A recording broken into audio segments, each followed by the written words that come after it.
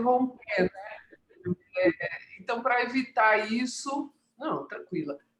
Eu vou aqui ficar mais ativa, ok? Bom, pessoal, boa tarde a todos. Nós estamos aqui na mesa 9, Imagem e Devir. Temos a honra de receber nossos convidados. Antecipadamente, eu quero agradecer, claro, o convite aqui do Conselho Científico, né? Principalmente na pessoa da Suzete e do Gil, sempre muito gentis e acolhedores aqui no desenvolvimento dos trabalhos, né? Nós temos aqui a presença hoje de Artemis Moroni, Iliana Hernandes Garcia e Marcilon Almeida de Mello, que eu aprendi agora como pronuncia o nome, eu estava aqui preocupada. Eu vou primeiro... a gente estava combinando aqui, né, de cada um falar cerca de 20 minutos e ter um tempinho para conversarmos e acabar um pouco antes também, porque as mesas aqui são olímpicas, não é? Nós estamos num exercício físico tremendo. Então, eu vou fazer uma pequena apresentação antes da fala de cada um, não é? E daí, vida que segue, eu vou interromper ali só para conversarmos ao final. Eu vou seguir aqui o nosso roteirinho de apresentação, né, da divulgação da programação, e vou passar a primeira palavra para Artemis Moroni, que é graduada em Ciências. Vou aproveitar já apresentá-la. E, Artemis, por favor, fique à vontade para me corrigir e acrescentar elementos, ok? Artemis é graduada em Ciência da Computação pela Unicamp, obteve o mestrado em Ciência da Computação pela Universidade Estadual de Campinas também, e o doutorado em Engenharia da Computação pela Unicamp. É pesquisadora sênior do Centro de Tecnologia de Informação Renato Archer, na divisão de Robótica e Visão Computacional. Atua nas áreas de sistemas robóticos, multimodais, inteligência artificial e estética computacional. Artemis, muito bem-vinda e um prazer estar aqui nessa mesa, intermediando a conversa entre vocês. Vou passar a palavra, então, para a professora. Obrigada. Deixa eu compartilhar a minha tela.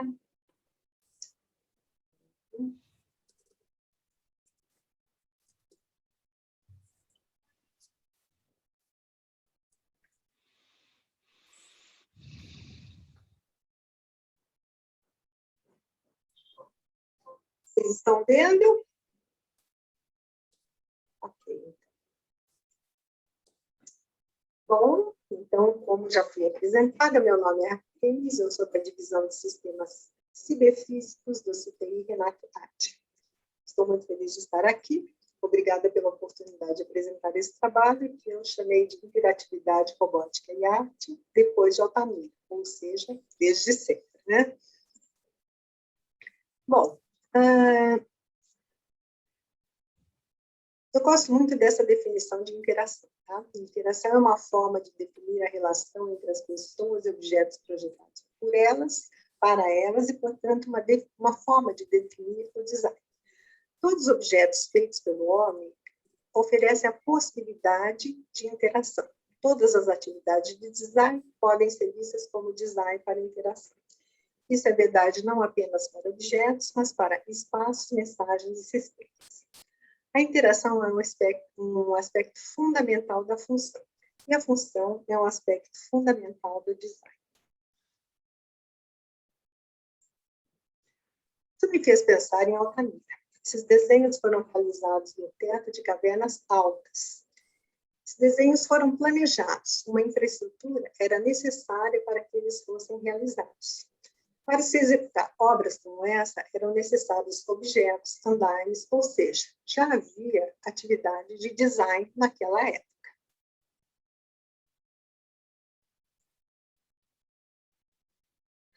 O que é arte robótica? A arte robótica é qualquer obra de arte que entrega alguma forma de tecnologia robótica ou automatizada. Os primeiros exemplos da arte robótica e teatro existiam na China antiga. Houve uma época em que eu fazia apresentações sobre arte robótica e eu pesquisava a Wikipedia, sempre vendo qual era o exemplo mais antigo que tinha de arte robótica. E sempre tinha um que era anterior ao último que eu tinha verificado. E mas parou na China Antiga no século III a.C., tá? Bom, os exemplos mais antigos, então, são de uma orquestra mecânica e de brinquedos mecânicos, tipo os autômatos voadores, não sei como eles seriam voadores, tá? Pombas e peixes mecânicos, anjos, dragões e bules automatizados. Agora, esse bule automatizado, que eu imagino que havia mesmo, eram autômatos, um bule que deveria servir alguma bebida, ele já era interativo, tá? Porque ele servia para uma pessoa. Então, naquela época, também já havia autômatos interativos. Tudo isso acionado hidraulicamente para a direção dos imperadores. Mais recentemente, no século XI, tá? Então, tem um exemplo do Al-Jazari, que criou um autômato musical, que era um barco com 4 músicos automáticos que flutuavam em um lago para entreter os convidados nas festas reais. É muito provável que tenha sido um dos primeiros autômatos programáveis, com uma bateria com pinos, tipo aquelas caixinhas de música que você, quando você muda o tamborzinho, você muda a música, tá? E daí eu acho que tem essa figura aí, que tem uma roda, que isso seria a manivela que giraria para produzir a música. Bom, então nós já tínhamos, naquela época também, esse tipo de desenvolvimento.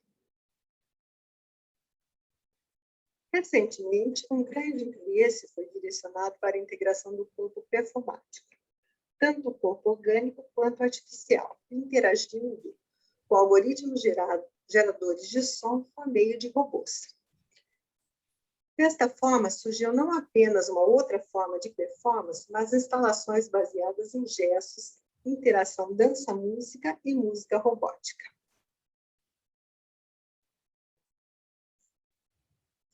Bom, eu, nesse contexto, vou apresentar, então, rapidamente, vou apenas mostrar 4 instalações interativas que nós vimos desenvolvendo, que é no decorrer do tempo. Quando eu digo nós, eu tenho assim, o Jonatas Manzoni, meu parceiro da Unicamp, o Josué Ramos, meu parceiro do CPI. Então, nós são essas pessoas, tá? Todas elas foram publicadas, assim, com os devidos autores. O que eu pretendo é destacar o papel que os robôs e os sensores tiveram em cada uma delas e como eles vêm mudando com o tempo até nós chegarmos assim, na data de hoje, tá? Então, a primeira instalação, o Aural, é computação evolutiva aplicada à sonificação robótica. O Aural 2 é sistema generativo, é um processo de composição algorítmica. O Self-Food é uma sala, é uma experiência em torno do self, uma sala, um tipo de instrumento musical. E o Disque Rabisto, que é um ambiente para autoexpressão através de gestos.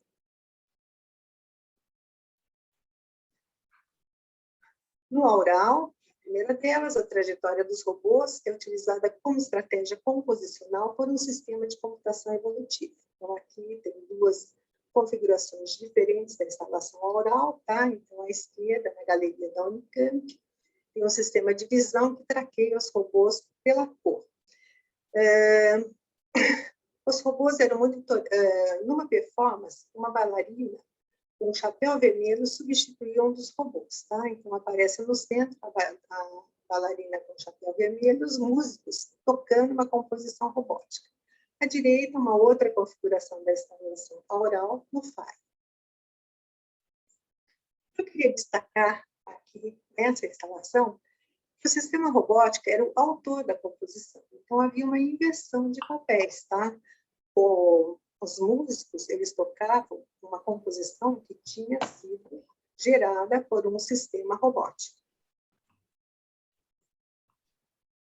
No Aural 2, os robôs navegavam num palco, num tablado sinuoso, com um buraco. E havia corredores de diferentes larguras que provocavam conflitos entre os robôs. Então, também havia um sistema de visão que traqueava os robôs, tá? E, dependendo da posição, os robôs eles disparavam sons de um banco de dados. E esses sons do ambiente eles eram gravados periodicamente no banco de dados. E as pessoas poderiam interagir com o microfone e ter samples de sua voz, pedaços de sua voz gravados. Quando elas falavam, elas mudavam a posição das células que eram mostradas na televisão. Então, aqui nós vemos diferentes comportamentos das pessoas, algumas apenas observando, outras interagindo, mas assim, o que destacaria nessa instalação é que havia assim, um tipo de uma ecologia sonora, porque as pessoas falavam no microfone, pedaços iam para a base de dados, daí os robôs deslizavam no tablado, disparavam sons da base de dados que voltavam para o meio ambiente, que, por sua vez, poderiam ser capturados, modificados, inseridos novamente na base de dados. Então, havia um processo de troca de som para o ambiente, que daí retornava para o sistema, que retornava para o ambiente o tempo todo. Então, aqui eu apresento o Self-Root, né?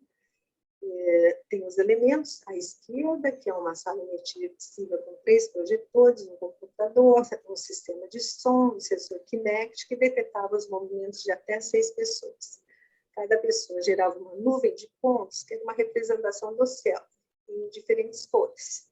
Quando eles estavam próximos uns dos outros, as cores se misturavam. Os selfies eram modificados pela presença do outro. À direita, a interface do sistema Cronos, era o sistema de sonificação. Eu destacaria nessa sala que ela era assim, um instrumento musical, com as pessoas interagindo lá dentro, andando só pelo movimento delas, elas interferiam na sonoridade do ambiente. Aqui aparecem fotos das pessoas experimentando o ambiente e à direita a representação delas por nuvens de pontos, que seria a representação do selfie das pessoas.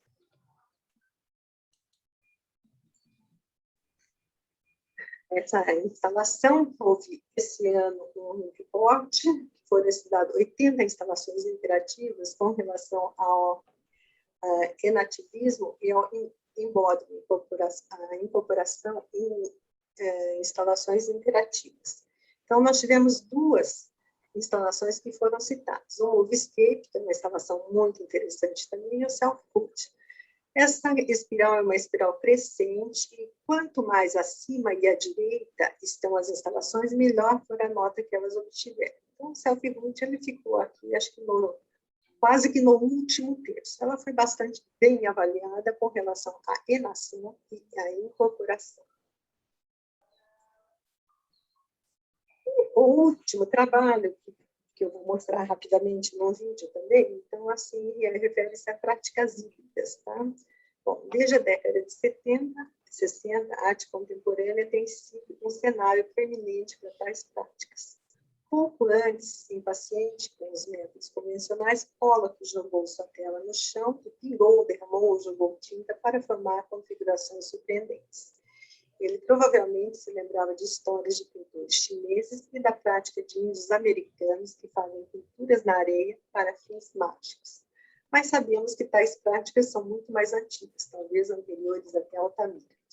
Hoje em dia, as tecnologias de detecção de movimento permitem interfaces nas quais um artista move o corpo no ar sem manipular ou entrar em contato com o objeto físico. Essas tecnologias estão se tornando cada vez mais comuns em diferentes contextos.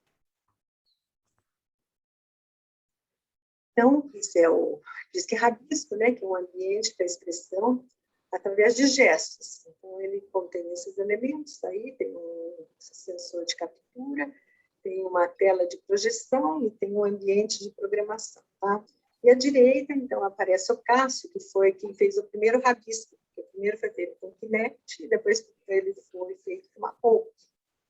E daqui por diante, então, exploraremos assim, a OAK com o rabisco e outros componentes, tá? Ele captura a mão, o ambiente captura a mão do visitante, que é um gesto no ar, e com guia sonoro mostra o seu percurso na tela do computador, em analogia com o rabisco. Ele é uma instalação interativa que visa proporcionar, mesmo para pessoas sem conhecimento de técnicas artísticas, uma experiência criativa e expressiva. Esses gestos, então, eles fazem uma analogia com o rabisco, em diferentes cores e efeitos visuais.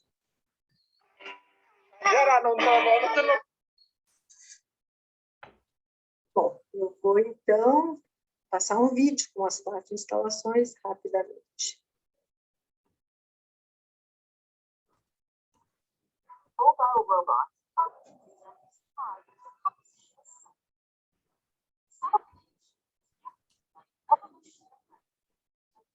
Robot into sound.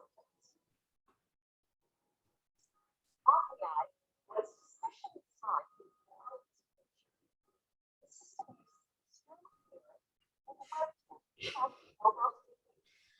that evolutionary cycle with adaptive constraints. The paths traversed by the robot in the arena set a sequence of points with a sound quality and pattern is graphic.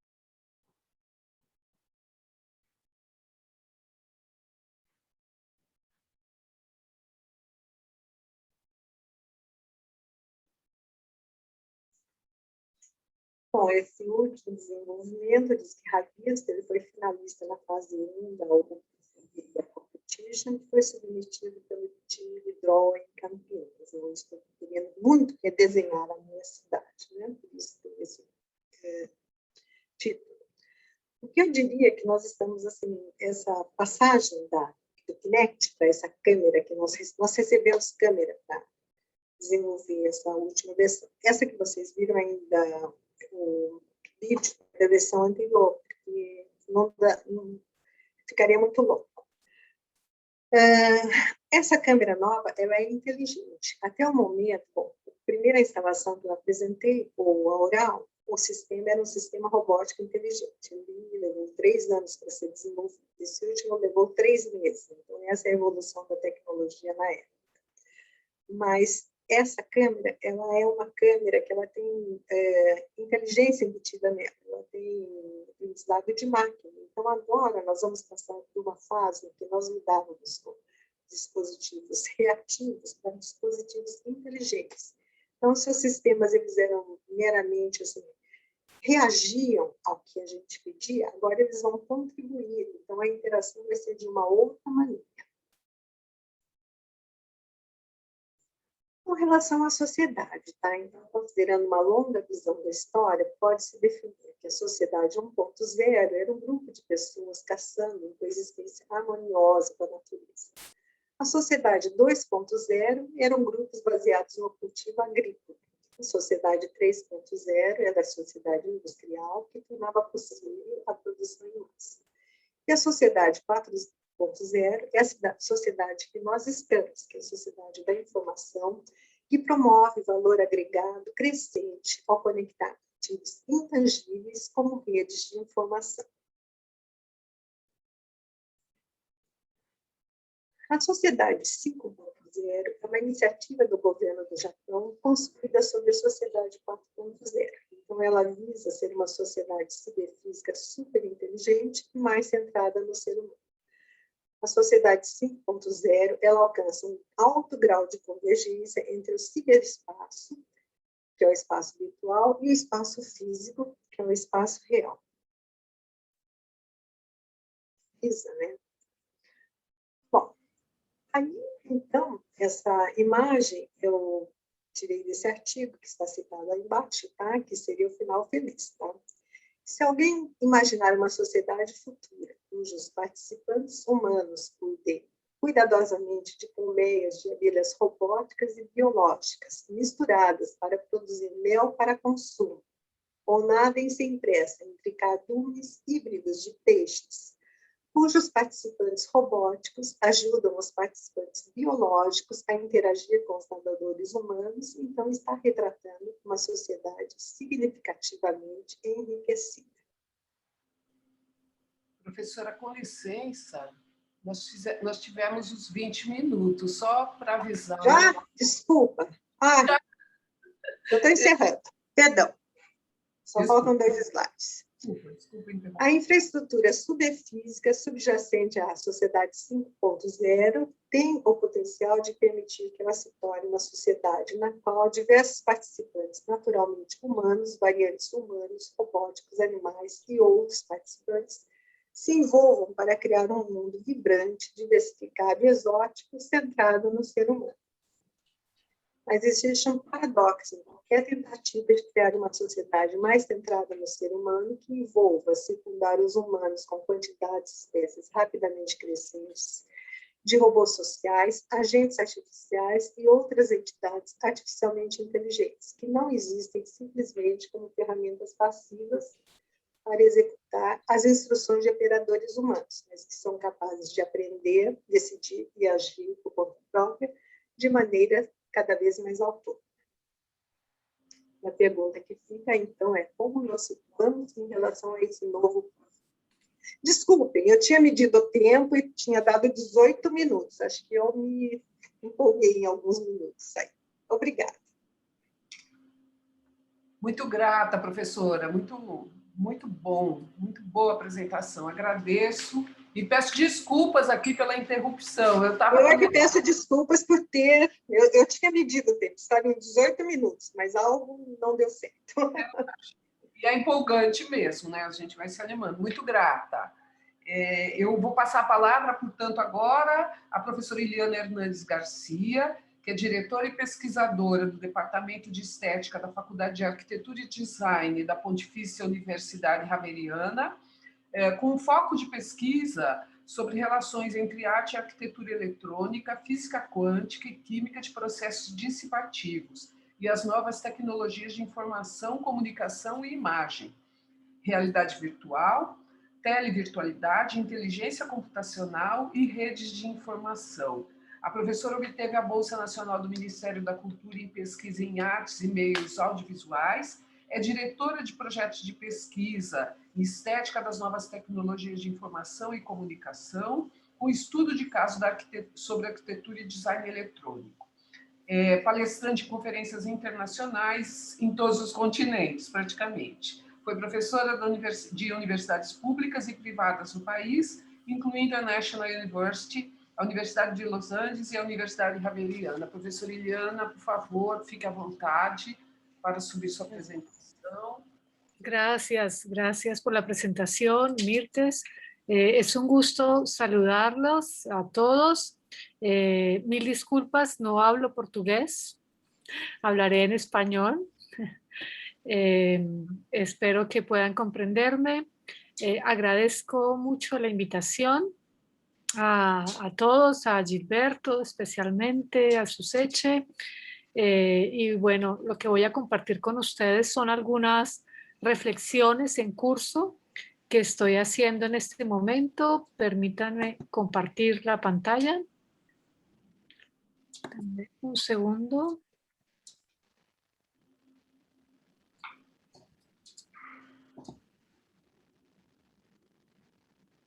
Bien. ¿Se están viendo mis diapositivas? Sí. Sí, perfecto.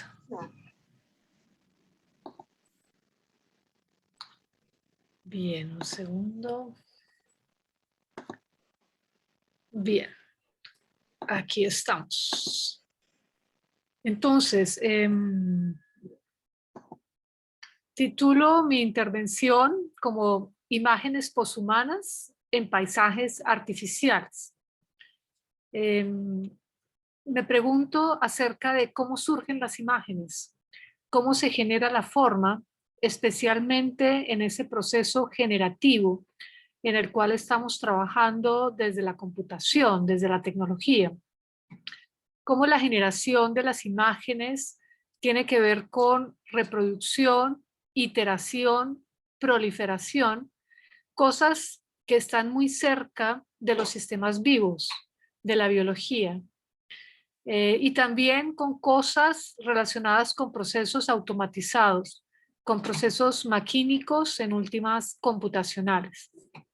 Y cómo ese proceso generativo se hace en mucho para la emergencia de lo que solemos llamar novedad.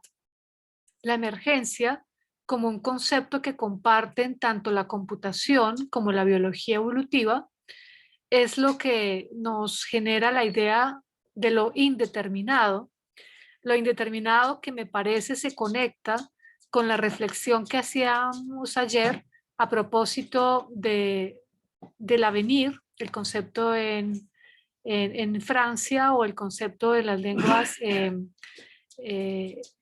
parlantes del francés, de lo indeterminado, de cómo el futuro no se puede anticipar. Esto se lo pone a la idea del causalismo, que es la idea de lo determinado, que había venido construyéndose con la física clásica desde Newton. Entonces, estas ideas tienen que ver con cómo emergen las imágenes dinámicas en movimiento y en transformación, y cómo repensar ese tipo de imágenes que están aflorando cada vez más en relación con la ciencia y la tecnología, y cómo ver que al cabo también emergen seres, o se generan seres que podemos pensar como entidades maquínicas y orgánicas, y cuál es la relación de esto con la imagen.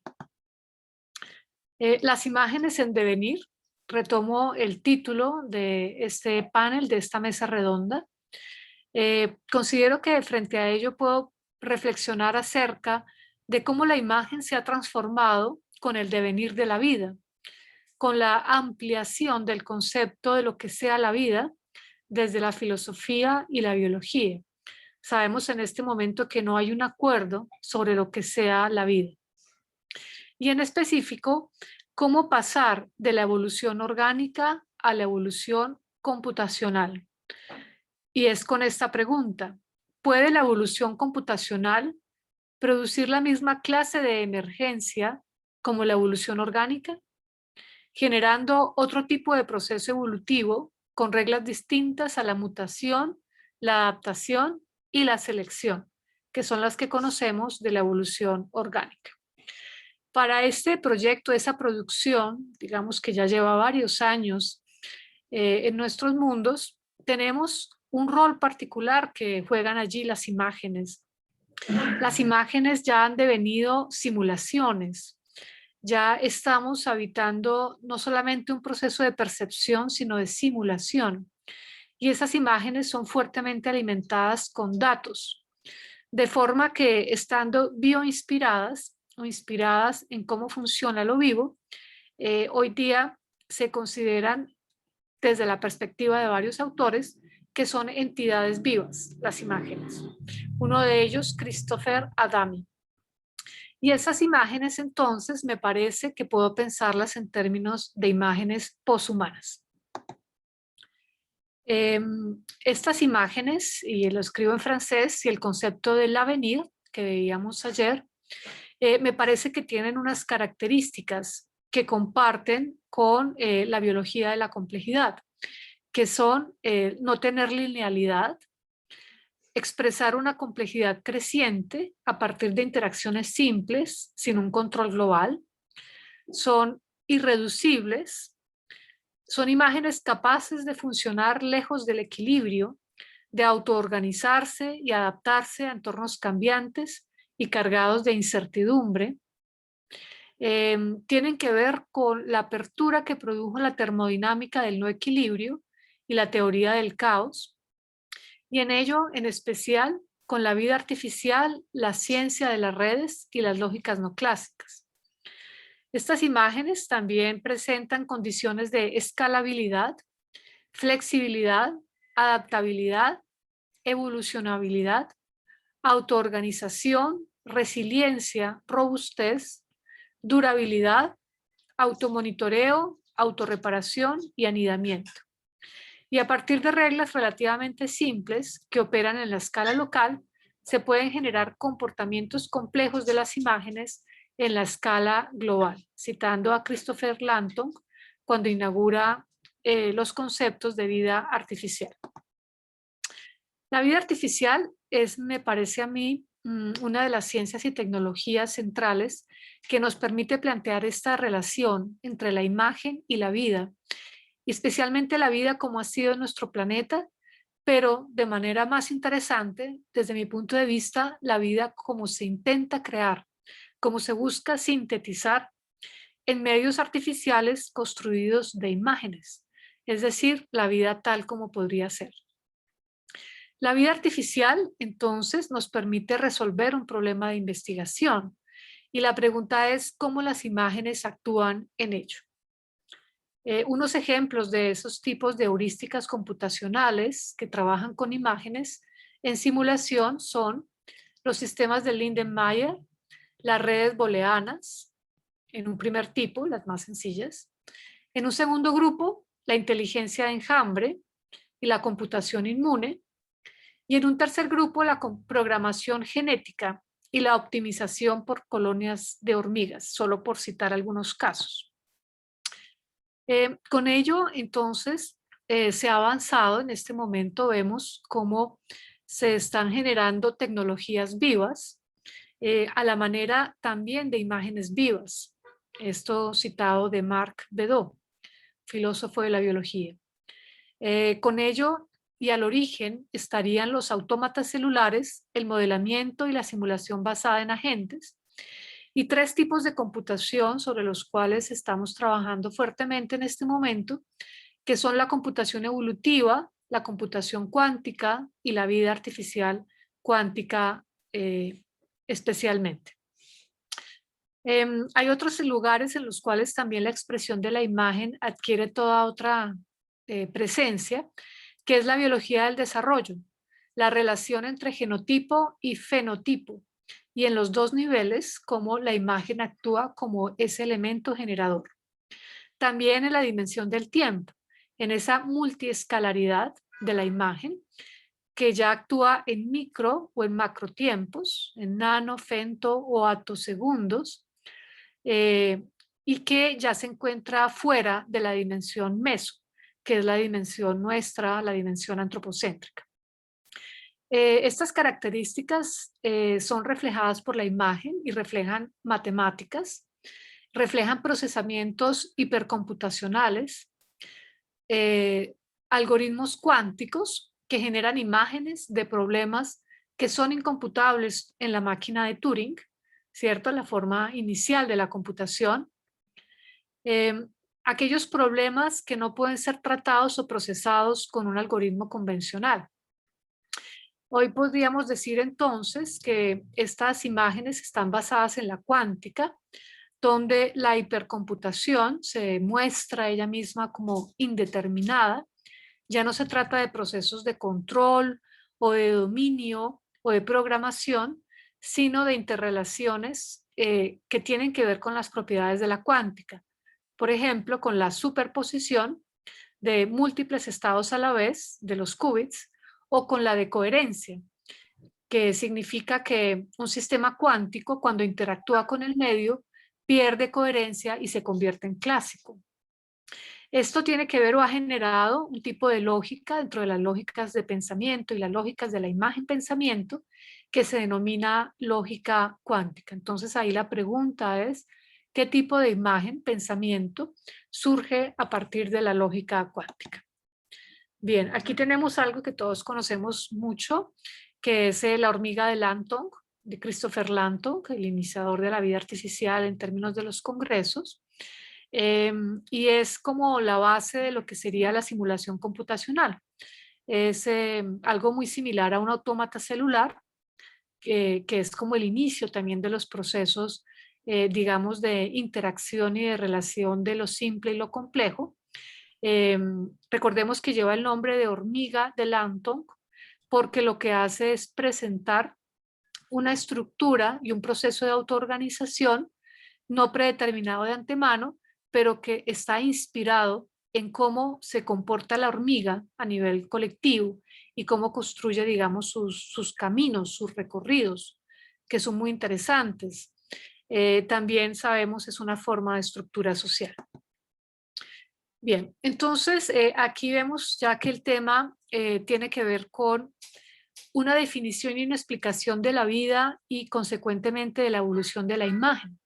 No hay una propiedad que realmente defina y cierre sobre la que ésta sea. Cualquiera es demasiado amplia o demasiado específica. Las imágenes vivas son procesos evolutivos, continuamente creativos, de adaptación a los medios cambiantes. Son nuevos tipos de respuestas adaptativas. Las imágenes, como la vida artificial, tienen tres características fundamentales que se diferencian de las imágenes y de la biología clásica, que son, están basadas fuertemente en información cuántica, generan procesos de interdependencia y rompen la idea entre lo vivo y lo no vivo, y son un proceso, una forma de proceso. Las imágenes, como los organismos, evolucionan y se adaptan. Un ejemplo de esas características son los casos de borde de la vida, como son los virus, los cristales, los sistemas intelectuales, los sistemas artísticos, sistemas tecnológicos, sociales o económicos. Llamar la atención sobre que cada uno de estos sistemas ha sido considerado un sistema vivo tecnológico. Niveles y dependencias. Hay jerarquías y tipos de vida diferentes en cada nivel que construyen una interacción entre imágenes. ¿Cómo afecta la flecha de la complejidad, es decir, la flecha del tiempo, a las imágenes de las simulaciones computacionales? ¿Son cada vez estas más complejas? También me interesa reflexionar sobre la continuidad o dicotomía entre la vida y la no vida. Para contradecir esto, la vida es realmente cuestión de grados. Ejemplo, los virus o las esporas. Las especies bidimensionales de vida artificial que se expresan como imágenes y donde, por ejemplo, el bioarte y el arte electrónico ha trabajado tanto. Las imágenes y las tecnologías vivas Apoyan entonces el continuum de la vida. Es una suerte de ampliación de lo que sea la vida y son un proceso, son interacciones. La relación entre materia o forma. ¿La vida es materia o forma? ¿Y cuál es la relación de ello con la imagen? ¿La vida se relaciona con la forma de la imagen o con el material de que está compuesta? ¿Es una forma estática o es un proceso compuesto de imágenes? ¿La vida es un proceso computacional? ¿Es posible producir vida en distintos sustratos materiales y de información visual? ¿Está viva una simulación computacional hecha de imágenes de un proceso viviente? Estas preguntas se organizan dentro de la perspectiva del funcionalismo emergente y tienen que ver con el enigma entre la materia y la forma. Por ejemplo, la clonación. Y por último, en este espacio de reflexiones, la vida y la mente son procesos similares. La manera como emerge la vida y como emerge la mente parece que son relacionados. Hay un comportamiento de adaptación flexible en ambos. Y la mente en particular, en relación con la neurología cuántica, nos expresa imágenes. La teoría de la vida se conecta con la teoría de la mente. Las imágenes son expresión de la mente como un comportamiento adaptativo. Hay configuraciones formales desde la mente que se organizan como adaptación flexible. Aquí tenemos una imagen del modo de fango, ¿cierto? Y además recordar computadores que están hechos con modo de fango, que tiene la capacidad de desplazarse, aprender, memorizar, generar estructuras. El modo de fango no es un animal, no es una planta, es un microorganismo que solíamos llamar inferior y sin embargo está al centro de las reflexiones de la ciencia y de la ciencia computacional también. Y la segunda parte de esta reflexión tiene que ver con la especificidad cuántica del origen de la vida, basado en la información hecha de datos y de imágenes.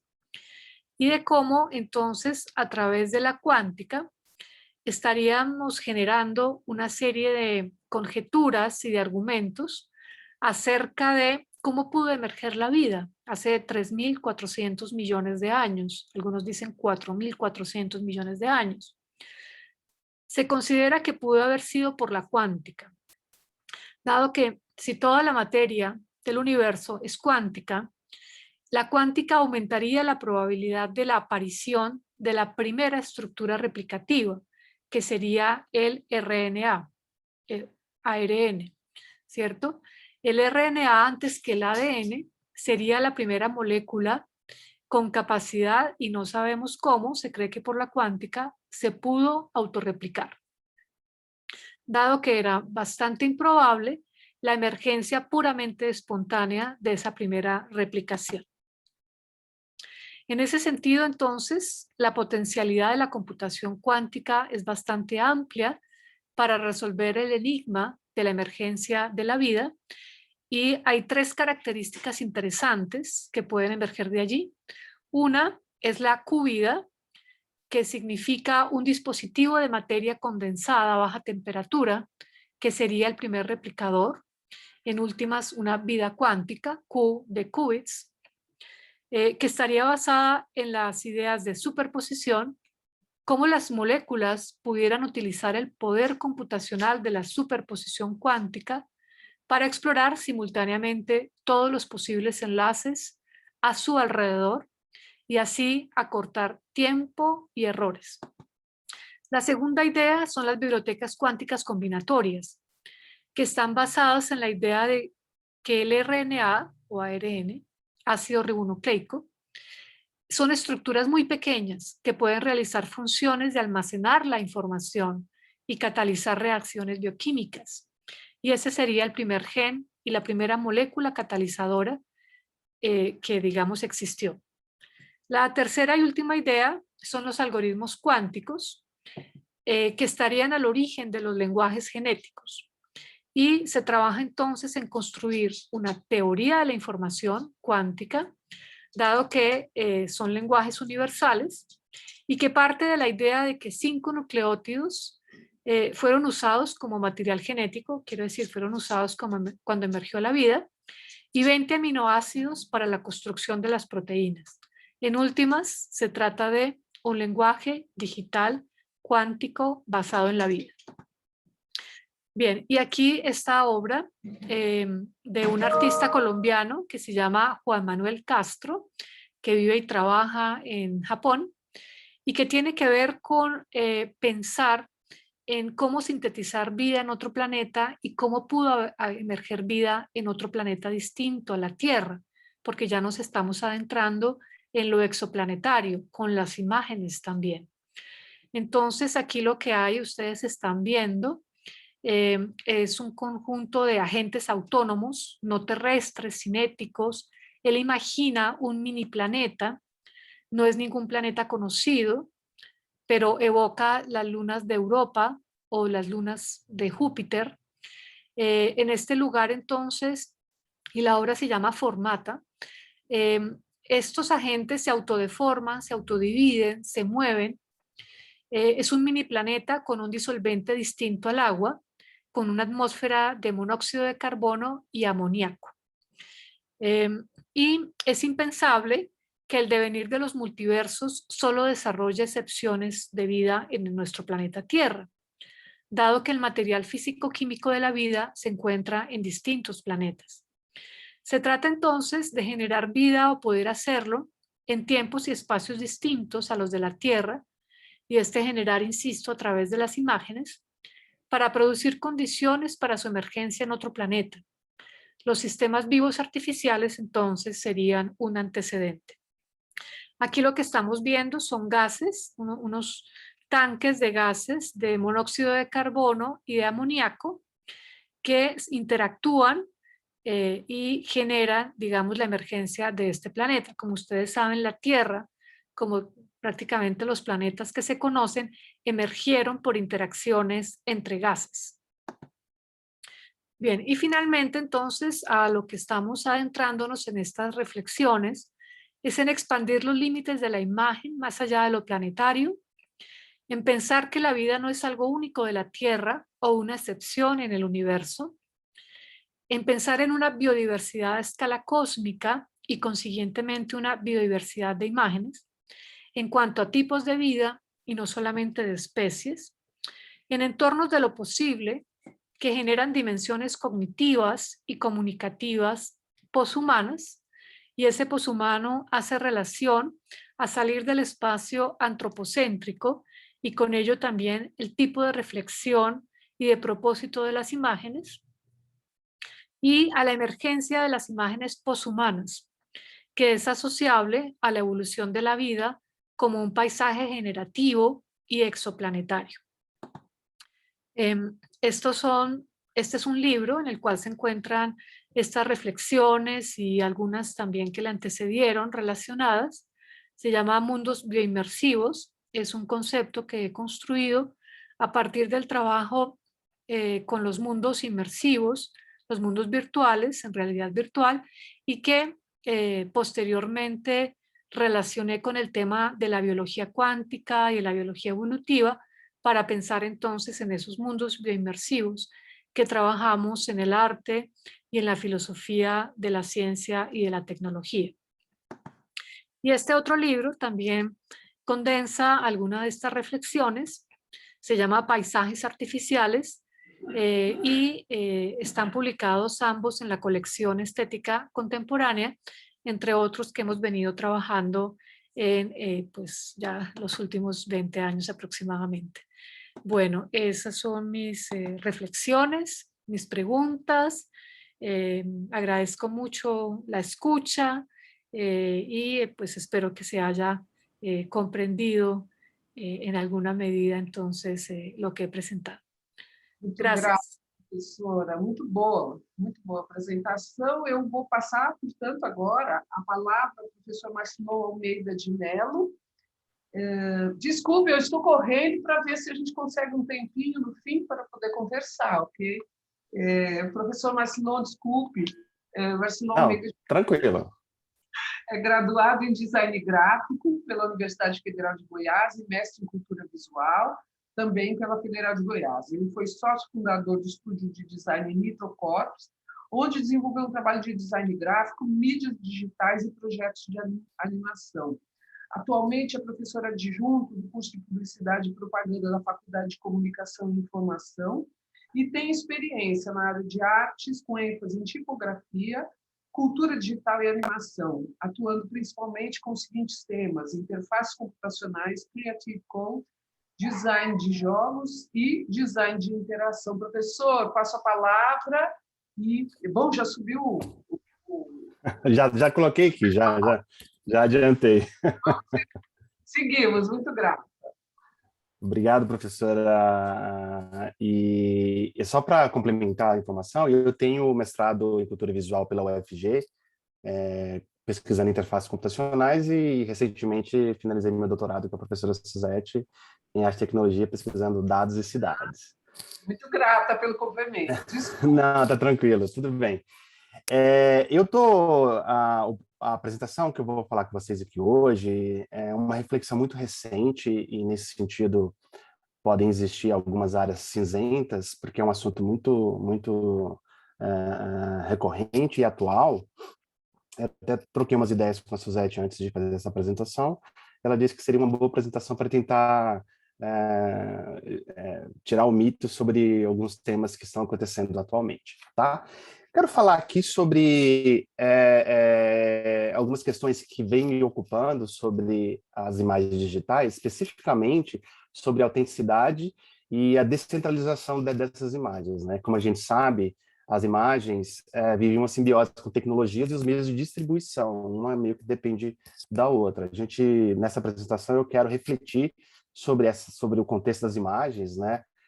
Dentro das tecnologias computacionais descentralizadas. Então, estou aqui, vou ser bem rápido, porque tem bastante conteúdo, mas acredito que vou dar no tempo certinho. Vou falar um pouco sobre a noção de autenticidade digital, falar sobre arte blockchain, consenso algoritmo, tokens não fugíveis, né, que é o tema mais recente, assim, que são os NFTs. Vou falar sobre NFTs e arte digital e finalizar com algumas oportunidades e desafios, que são as reflexões gerais sobre o que está acontecendo. Bom, a autenticidade digital assim, o Walter Benjamin, ele disse que a autenticidade é a quintessência de tudo que nela é originalmente transmissível, né? Desde a sua duração material até o seu testemunho histórico, né? O Walter Benjamin estava falando especificamente aqui da reflexão sobre os processos de reprodução em massa, né? E do status da imagem nesse contexto, né? A autenticidade de uma obra de arte ela é marcada pela possibilidade de identificação e validação da mesma, que é parte fundamental na constituição de um mercado de arte, né? E a autenticidade aqui eu estou colocando não no sentido de se um trabalho ele é original do ponto de vista estético, mas sim a autenticidade no sentido de originalidade certificada e verificada, se aquela imagem foi elaborada por aquele autor. Existem duas concepções básicas assim sobre identidade, né? E a primeira ela é relacionada com a noção de individualidade humana e emerge das mudanças culturais do século XVII e do século XVIII, no Ocidente especificamente. A segunda noção que eu trabalho aqui é aquela relativa à capacidade de verificação de origem e autoria. As imagens digitais elas podem ser copiadas sem nenhum tipo de perda de qualidade. A gente entende que como que uma imagem ela é armazenada num computador possibilita a cópia de um arquivo sem perda de qualidade entre uma cópia e outra, porque você está copiando um conjunto de instruções que são atualizadas na memória do computador sem perda de qualidade.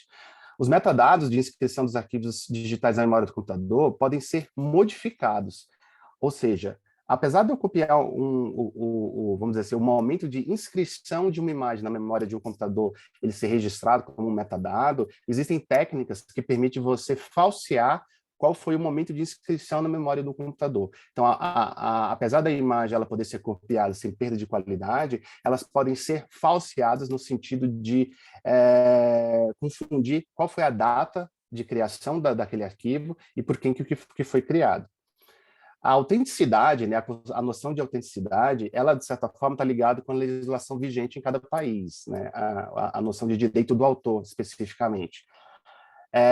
A imagem, a possibilidade de você autenticar uma imagem e certificar a origem daquela imagem, ela é de muito interesse do mercado de licenciamento de imagem, é um mercado trilionário mundialmente. A computação distribuída, que é um elemento novo nessa história da imagem, e descentralizado como método alternativo de certificação da autenticidade. Ou seja, com computação distribuída, pela primeira vez nós podemos certificar a autenticidade de uma imagem sem necessariamente confiar apenas na cópia digital. Então, a cada cópia digital, ela pode ser verificada no sentido de criação, autoria, e nesse sentido, pela primeira vez, artefatos digitais podem ser autenticados de uma maneira precisa por sistema de computação distribuída.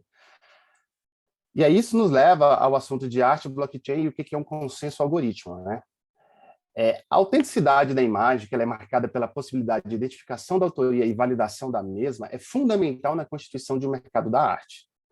A escassez no acesso à obra é um importante variável na constituição do seu valor cultural e econômico.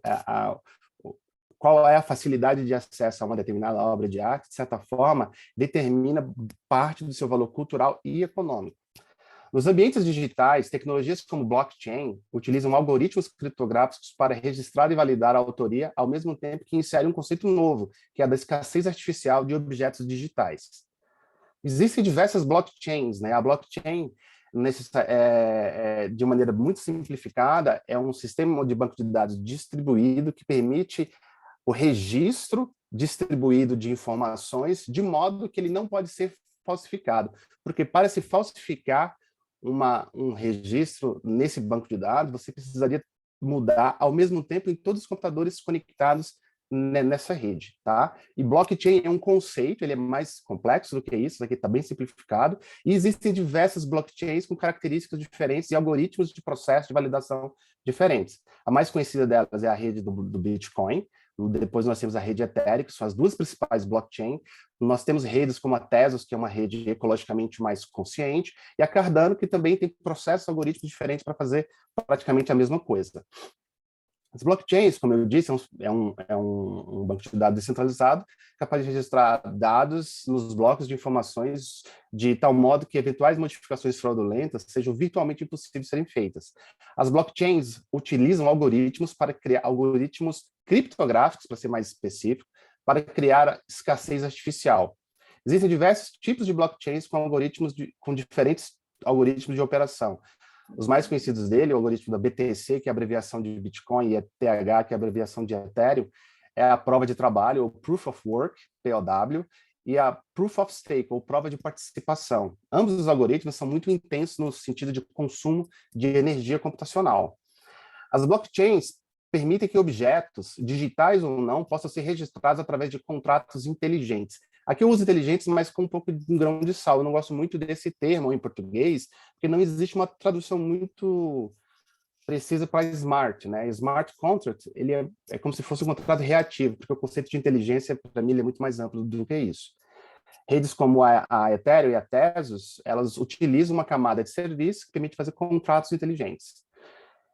O valor econômico das imagens, muitas vezes, se fundamenta na escassez do acesso a essa imagem. Isso nos leva aos tokens não fungíveis, ou, na abreviação do inglês, non-fungible tokens. Simplificando a explicação, NFTs são tokens, ou seja, objetos de representação simbólica, utilizados para representar a propriedade de itens únicos.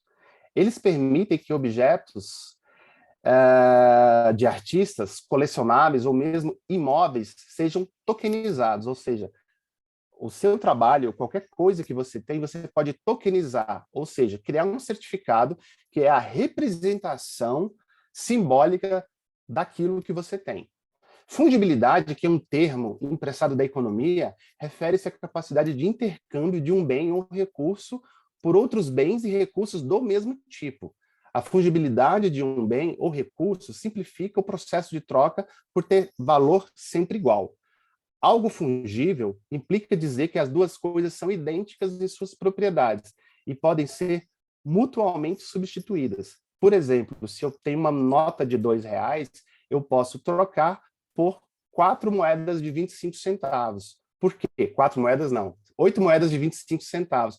Porque, mesmo que sejam quantitativamente distintos, as propriedades, que é o valor financeiro, são mutuamente intercambiáveis. E essa é a característica da fungibilidade. Em outras palavras, podemos dizer que a capacidade de troca imediata por algo similar, como, por exemplo, uma nota de R$2, por exemplo, que eu acabei de dar. Dizer que algo não é fungível implica dizer que o conjunto de suas propriedades são únicas e não intercambiáveis. Eu posso ter um carro e você pode ter uma casa. Nós podemos fazer uma troca de um carro por uma casa, mas as suas propriedades, elas não são intercambiáveis. É necessário que exista um acordo entre os proprietários, tanto do carro quanto da casa, para que essa troca aconteça em termos que eles concordem. Essa é uma troca de um objeto não fungível. Algumas coisas que do dialeto dos NFTs a gente precisa entender. Primeiro que, para se fazer um NFT, é necessário que exista uma carteira digital. E a carteira digital das blockchains, elas funcionam como se fosse uma identidade digital, que é basicamente um número, um hash, que permite com que você receba criptomoedas e envie criptomoedas, armazene os seus NFTs e transfira os seus NFTs. Os NFTs na rede Ethereum, eles utilizam uma implementação conhecida como ERC-721, que é uma implementação do Ethereum que permitiu a camada da blockchain registrar objetos não fungíveis. Um termo muito utilizado para quando você vai registrar, por exemplo, um trabalho de arte digital, é o trabalho de mint, que é cunhar. Você pode fazer isso para um MP3, para um MP4, para um GIF, um JPEG, virtualmente qualquer produto digital.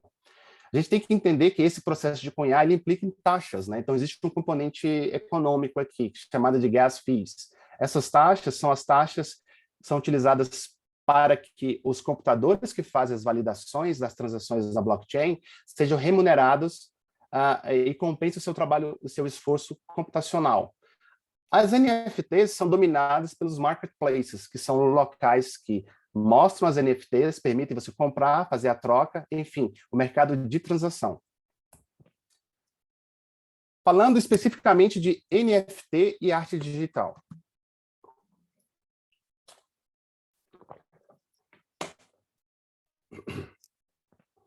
Os artistas digitais foram os primeiros a abraçar o potencial dos NFTs e são, em grande parte, responsáveis pelo frenesi midiático ao redor do tema.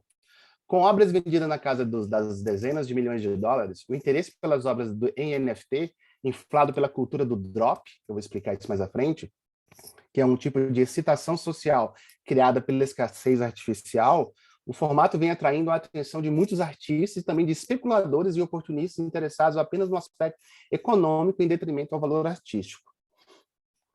O trabalho fundamental para quem estuda NFT é o trabalho feito pela Larva Labs em 2017, chamado CryptoPunks. Esse projeto ele foi feito antes da implementação ERC-721 da Ethereum ser lançada, ou seja, ele não é tecnicamente um NFT nos moldes que conhecemos hoje, mas ele se comporta como um NFT. Basicamente, são uma série de imagens feitas numa matriz de 24 pixels, formado generativamente a partir de features, né, de recursos como chapéu, óculos, que formam desenhos, imagens aleatórias de CryptoPunks, que são, então, colocados são uma série de 10 mil CryptoPunks que são comercializados, e nós temos, por exemplo, nessa imagem que eu retirei ontem, esse número 1, ele vale hoje cerca de 4,2 mil Ethereums, ou seja, na cotação de ontem, 7,58 milhões de dólares. Que basicamente, quando você compra uma imagem dessa, qualquer pessoa pode copiar esse arquivo e ter na sua máquina, mas você, por exemplo, não tem o direito de propriedade dele. O direito de propriedade é apenas de uma pessoa que tem acesso ao metadado original desse NFT.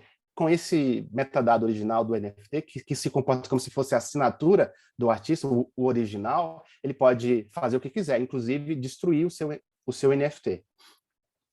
A cultura do drop, ela é uma cultura no sentido de se criar uma excitação social, de antecipar lançamentos de NFTs a partir de publicações em redes sociais. Então, grandes artistas como o Beeple, quando ele faz um drop, o que é esse drop? Um conjunto de imagens que ele vai lançar por um determinado tempo, disponíveis para compra em NFT. Isso se torna muito interessante para os especuladores, porque no drop, o valor de aquisição ele é mais baixo do que o de revenda, porque quando você compra um NFT, você pode revender esse NFT pelo preço que você quiser. E essa é a cultura do drop no NFT, e ela já existe também em outros aspectos de comercialização.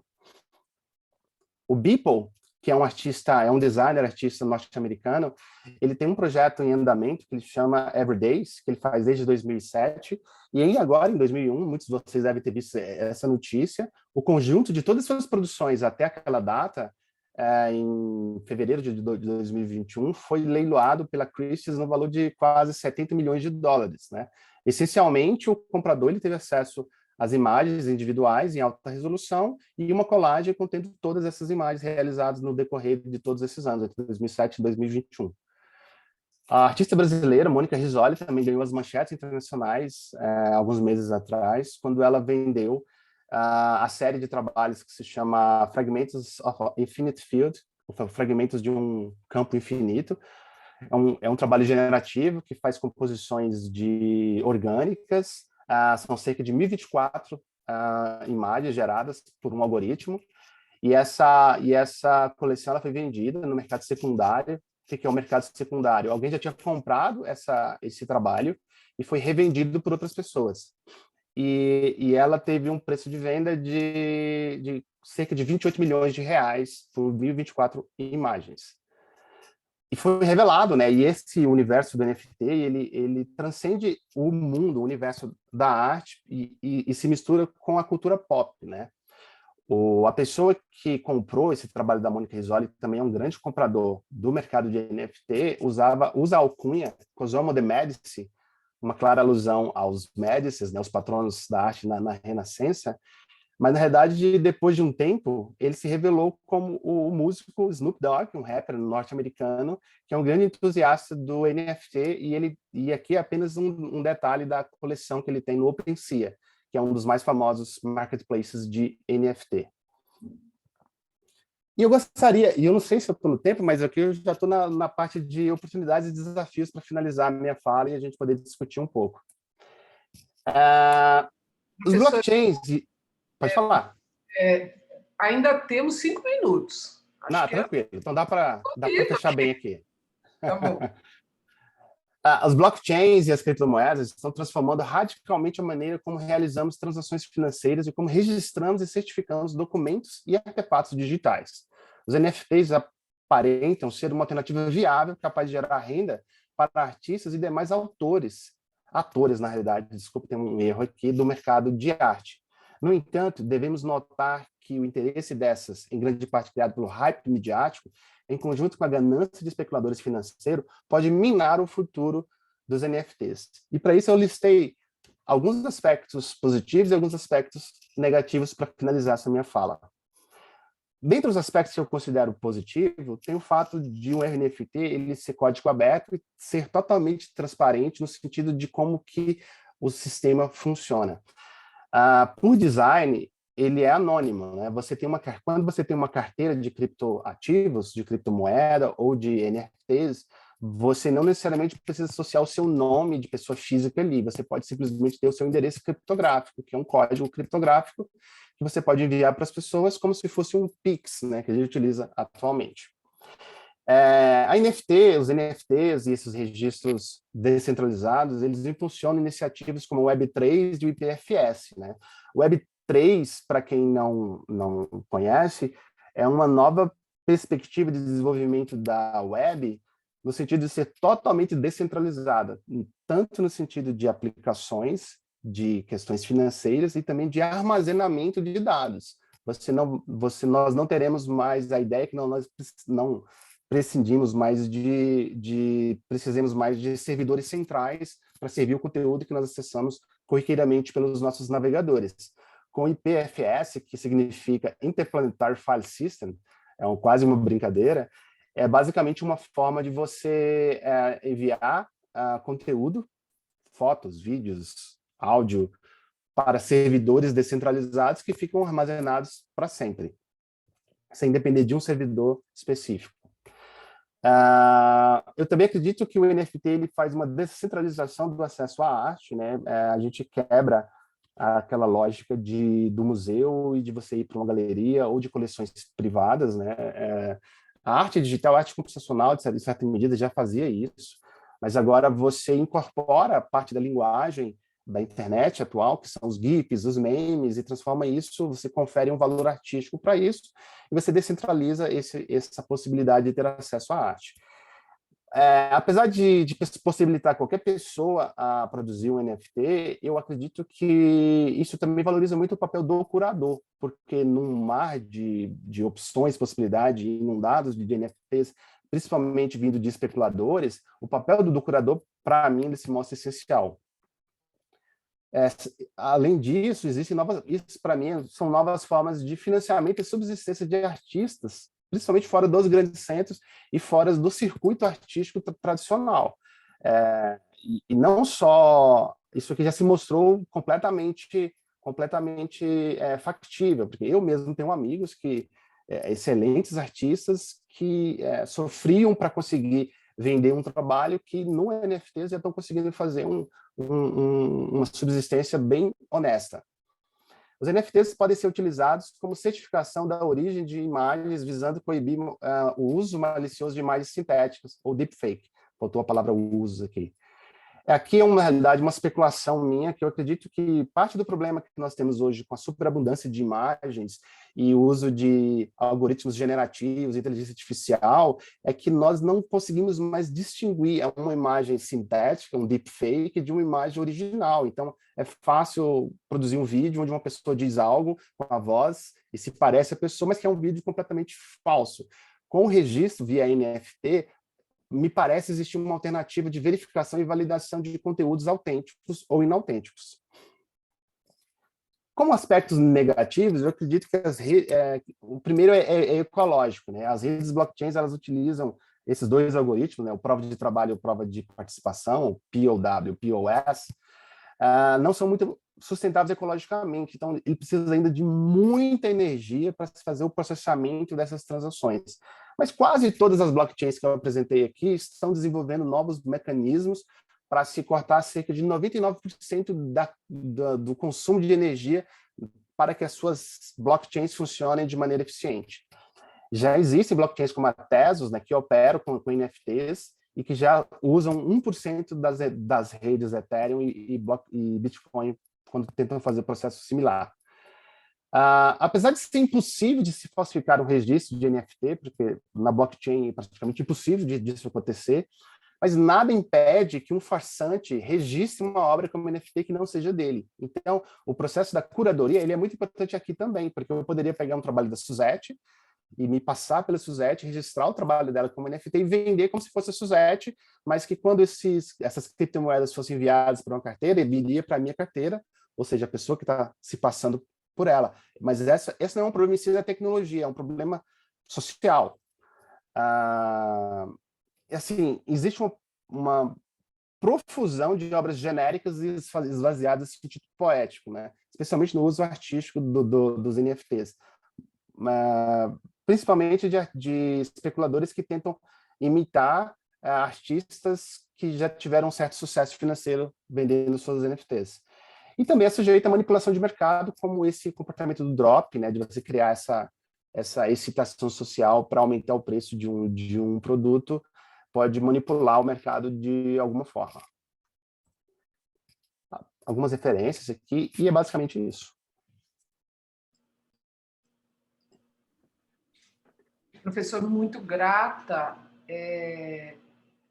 Eu quero agradecer aos 3 convidados, porque foram excelentes, né? São muito complexas. Estava aqui falando. A gente estava aqui conversando. Nossa, olha que legal. Gente, como é que a gente vai discutir em 2 minutos isso?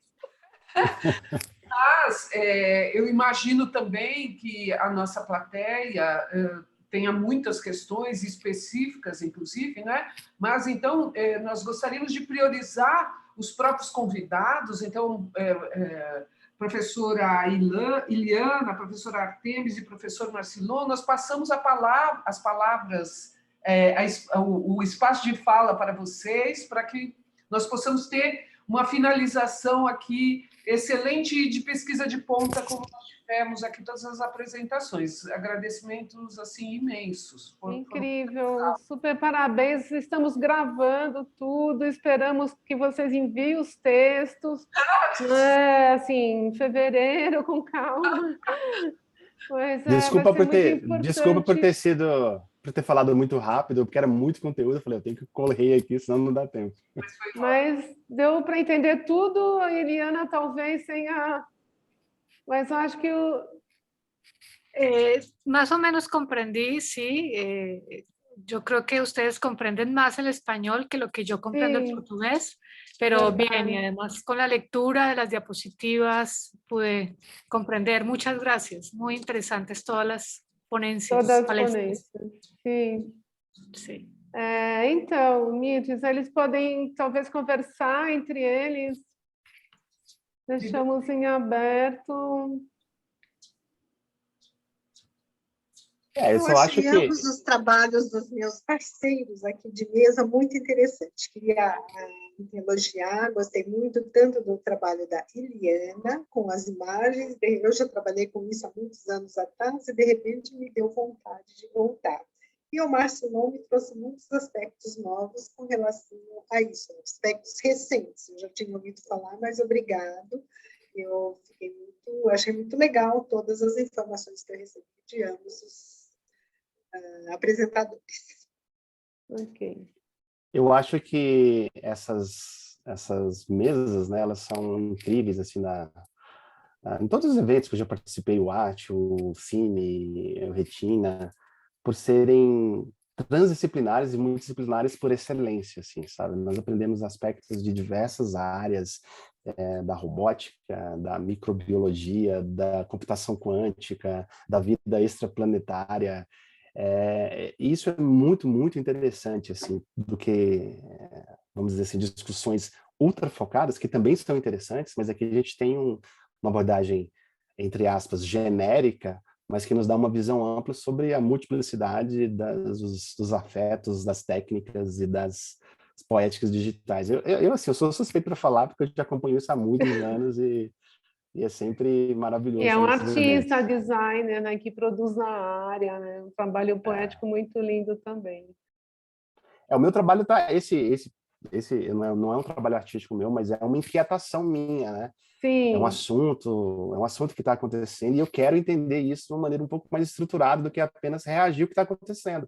Porque às vezes a gente lê uma manchete, mas não faz a mínima ideia do que é O que aquilo. aconteceu, assim. né? Eu também tenho. Acho que você trouxe assim muitos esclarecimentos, pelo menos para mim, porque estamos sendo procurados, enfim, né? E Eu até fiz eu até fiz uma provocação no grupo de professores, amigos meus, porque o NFT ele parece que ele separa a obra da assinatura.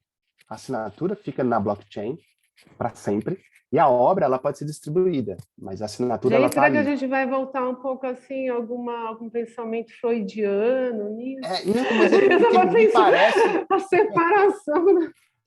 me parece Vamos existir só, o foco vai ser na obra, deixa o artista que me para lá. parece existir uma provocação, inclusive, para o argumento do Walter Benjamin, né? Que é o testemunho histórico, né? Que acompanha a obra de arte. A obra. Né? O testemunho histórico aqui, que é quando foi criado, quando foi transferido, quando foi vendido. Ou seja, todo o testemunho histórico de um NFT, ele está desassociado da obra. E aí eu provoquei os meus amigos da comunicação se isso não contradizia o argumento do Walter Benjamin. Assim, ó, eu no alto da minha pretensão, tentando dizer isso. E eu lembrei de Freud, porque tem toda uma questão psicanalítica aí também, que a gente vai, assim, está tudo muito recente, né, para ser pensado. Bem, pessoal, Mirtes, a gente agradece muito, né? Mas eu tenho que ir para outra mesa, que já vai começar daqui 5 minutos. Gente, super obrigada, né? Mirtes, grata, viu? Nossa, eu quero agradecer imensamente. Eu não sou da área, né? A Suzete sabe disso, eu sou aqui professora do PPG Design, minha área é um pouco mais teórica, E para mim, eu fiquei anotando aqui milhares de possibilidades de pensar essa espécie de mundo paralelo, né? Como a Suzete muitas vezes fala, está lá no mundo paralelo. Eu acho que a oportunidade deu, de fato, quase que materializar, né, a partir das pesquisas. Eu acho que é muito importante no momento aqui no Brasil que a gente tem muitas dificuldades de pesquisa, né, pessoal? Então, agradeço justamente aqui. Super grata também, né? Muito, muito. Eu só coloquei um aviso no chat. Artemis, Eliana e Marcilão, fala. Eu coloquei um aviso no chat, porque como eu passei muito rápido assim, os slides, quem quiser uma cópia dos slides, pode mandar um e-mail para mim, que eu faço... manda para mim, Marcilão. Pode mandar. Vou te mandar, no WhatsApp. Super bom. Isso aí. Bacana, Obrigado pessoal. a todos. Um beijo. Obrigada, Suzete. Tchau. Tchau, graças, Suzete. Até já. Beijo, Tchau, Eliana. Beijo. Tchau.